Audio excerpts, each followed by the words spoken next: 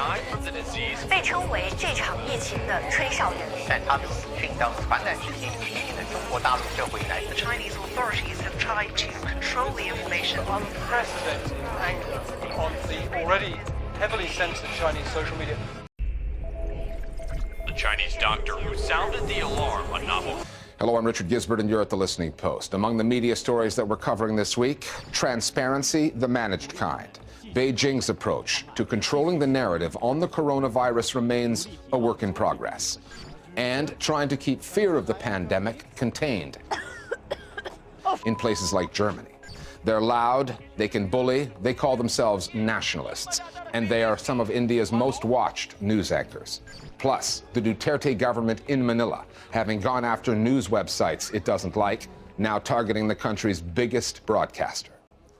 2 weeks ago, when we first examined the official Chinese response to the coronavirus outbreak, Beijing was in damage control mode.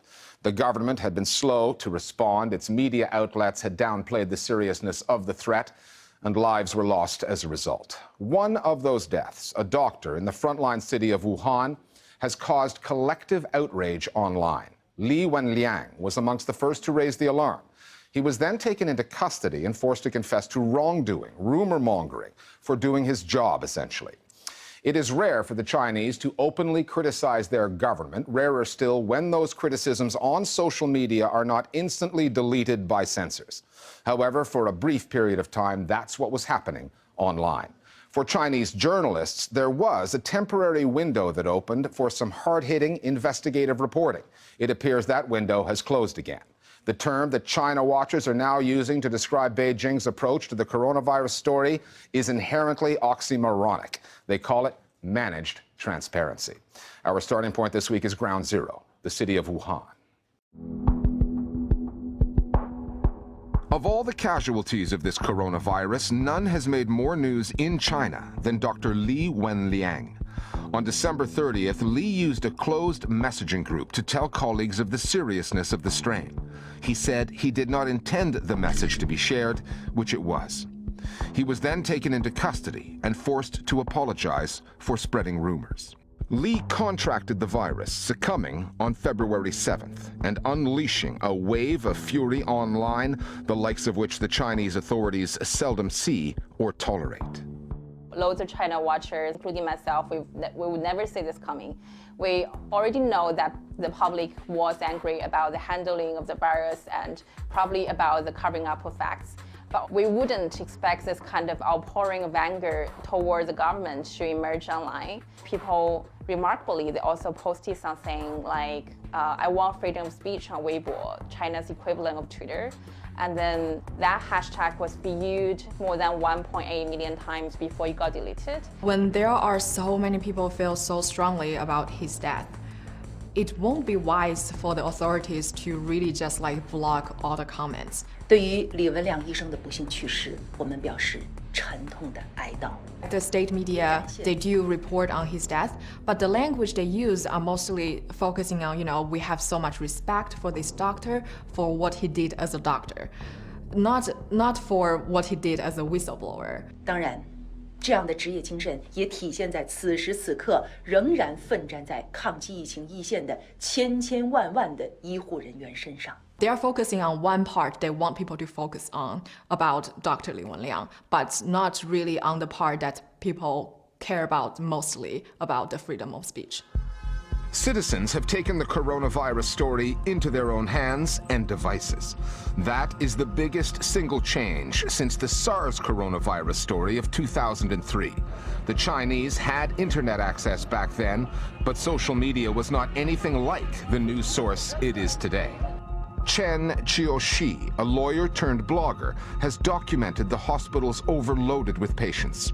Fang Bin, who's in the clothing business, posted images of body bags destined for the crematorium. And then had his phone camera rolling when the authorities came calling.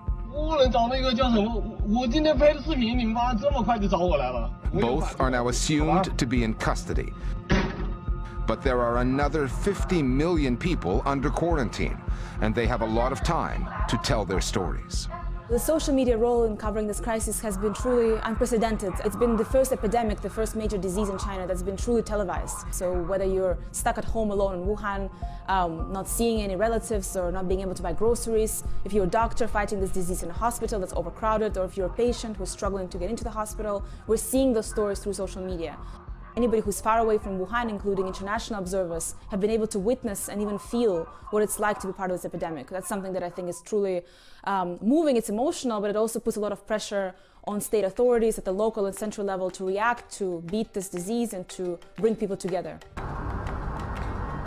It also exposes the country's primary news channels, which for weeks were providing far less information than social media was. Domestic news outlets, especially national channels and newspapers, have been state-controlled ever since the communists took power more than 70 years ago.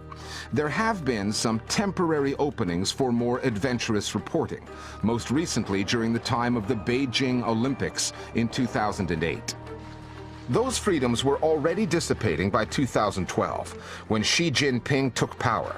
By 2016, the president was touring media outlets demanding, in his words, their absolute loyalty to the party in thought, politics, and action. On the coverage of the coronavirus, that is what the president got. Liu Xin hosts an opinion program at the state-funded channel CGTN. There's a fundamental premise that's wrong with this question, saying that the state media might have a different agenda in not reporting the truth of the story.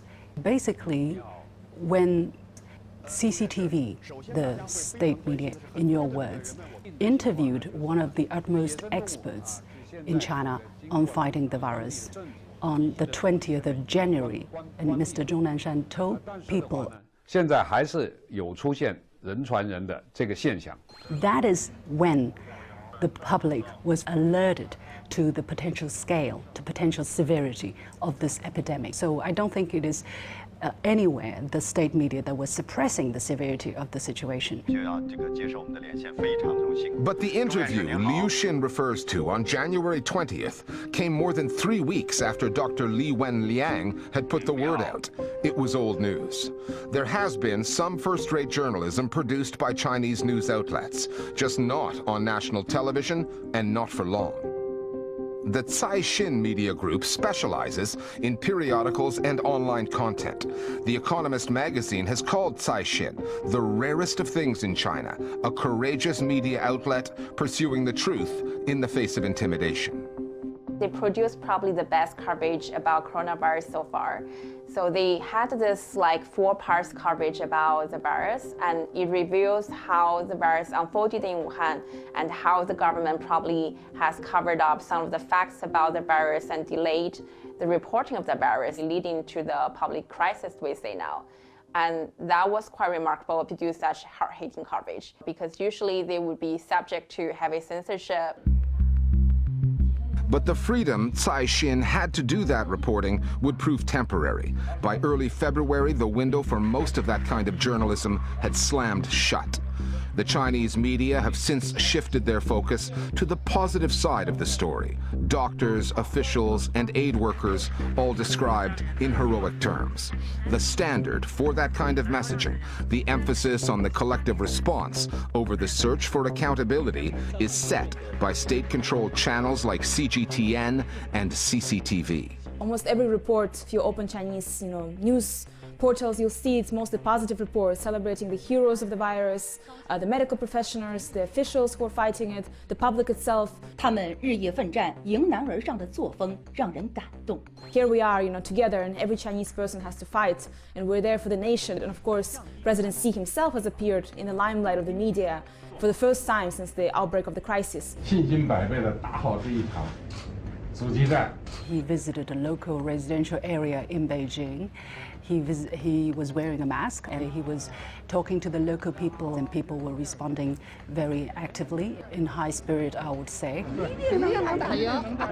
That piece of video I noticed was watched almost 15 million times and got over 200,000 thumbs up. So I think people in general responded well to his message that he is there.